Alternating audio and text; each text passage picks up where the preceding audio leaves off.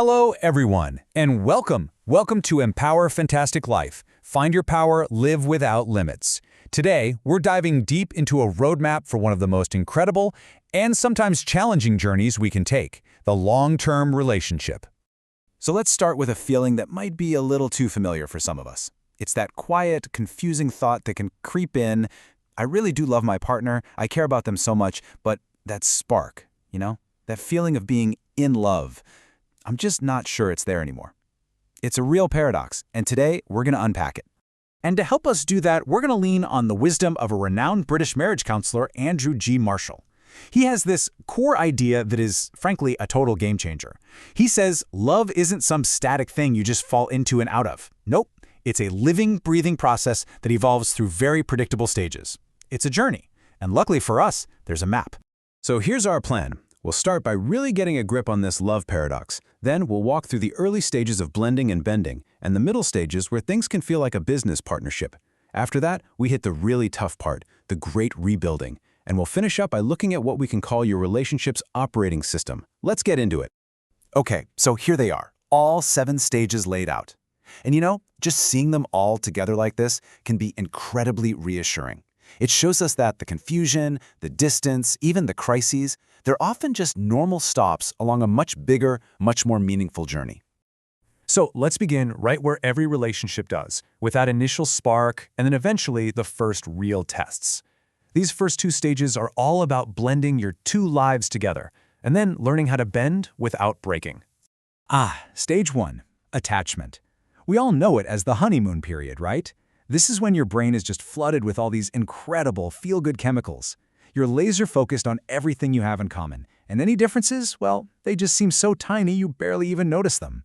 The main goal here, consciously or not, is to build that deep foundation of trust and connection. And this analogy is just perfect. Think about it like a corporate merger. When the deal is announced, the press releases are glowing, everyone's talking about synergy and this amazing shared vision, but behind the scenes, both sides are carefully hiding their own internal issues to make sure the deal goes through. Well, we do the exact same thing in our relationships, hiding parts of ourselves to keep that perfect harmony going. And then, the chemical high starts to wear off. Welcome to stage 2, assertion. Reality sets in. Your individual needs, your quirks, your opinions, they all start coming to the surface. And you know what that leads to? Conflict. This is the point where so many couples panic, thinking, oh no, we're fighting, this must mean it's not working. But let's go back to our company merger. This isn't failure. This is just the messy but necessary integration phase. It's when the 2 different marketing departments have to battle it out for one budget. The key lesson here is that this stage isn't about trying to avoid arguments. It's about learning how to argue constructively, how to say what you need without making your partner the enemy. Okay, let's move into the middle stages. For so many of us, this is where the daily grind really takes over, and that feeling of not being in love can really start to settle in. Stage 3 is all about collaboration. Suddenly, life gets really serious. You've got a mortgage, maybe kids, careers are demanding, and you two become this incredibly efficient team. You're amazing co-managers of what we could call Project Family. But in the process, you might just lose touch with each other as lovers and friends. This analogy just nails it. Imagine you're running a busy little restaurant together. You're so consumed with ordering supplies, scheduling staff, paying bills, that you totally forget that you opened this place because you both just love food and wanted to share that passion. The romance gets buried under a mountain of to-do lists, and it's so easy to start blaming your partner for all that stress. And that slides us right into stage 4, refining. This usually hits around the 10 or 15-year mark. You've got your hobbies, they've got theirs. You've got your friends, they have theirs. This right here, this is the absolute peak of the I love you but I'm not in love with you crisis. You're essentially just great roommates living parallel lives under one roof. And how perfect is this analogy for our time? You share the same house, the same Wi-Fi, maybe even the same Netflix password, but you're in 2 completely separate worlds watching completely different shows. Marshall's big insight here is that the relationship itself has to become a priority. You have to literally schedule time for it, give it your attention, just like you would for work or a hobby. So now we arrive at what is definitely the most challenging part of the whole journey, but it's also the most transformative. This is where the old way of being has to fall apart so that something new and much stronger can be built.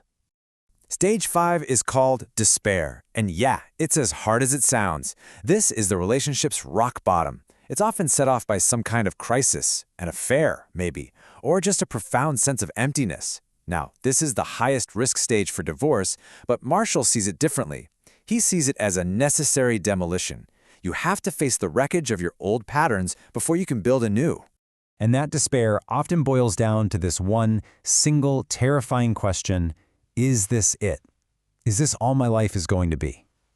It's an incredibly painful question to face, but being brave enough to ask it is the very first step toward real change. It's the moment you finally stop pretending that everything is okay when it's not. But here's the beautiful part. If a couple can find their way through that despair together, they earn their way into the final stages: acceptance and investment. This is where you learn to see each other with complete clarity, all the flaws, all the history, and you still choose to love that person. It's a deep, peaceful love that's not built on bubbly chemistry, but on shared history, forgiveness, and a powerful, unshakable friendship. So, after walking this entire path, what are the big ideas we can pull out? How can we upgrade our own relationships operating system, no matter what stage we happen to be in right now? First, and this is maybe the most important takeaway of all, is getting this distinction. The feeling of love, that intense, passionate spark from the honeymoon phase, is a chemical reaction. It's a feeling, and feelings come and go. But real love, that's an action. It's a commitment. It is a choice you make day after day to care for and connect with your partner. And the second key is this incredibly useful tool: understanding the 3 levels of communication. See, most couples who are stuck in those middle stages are operating almost entirely at level 1. They're just talking facts and logistics. Who's picking up the kids? Did you pay the electric bill? To rebuild that connection, you have to be brave enough to get to level 3, where you share your real feelings, your fears, your vulnerabilities. And that brings us right back to you. After hearing all this, take a moment for an honest check-in. Looking at this roadmap, where are you and your partner right now? And then ask yourself this: what is one small, manageable step you can take, maybe even this week, to start moving in a healthier direction? You've been listening to Empower Fantastic Life Jaeger Empowerment Academy. See you next time. Bye-bye.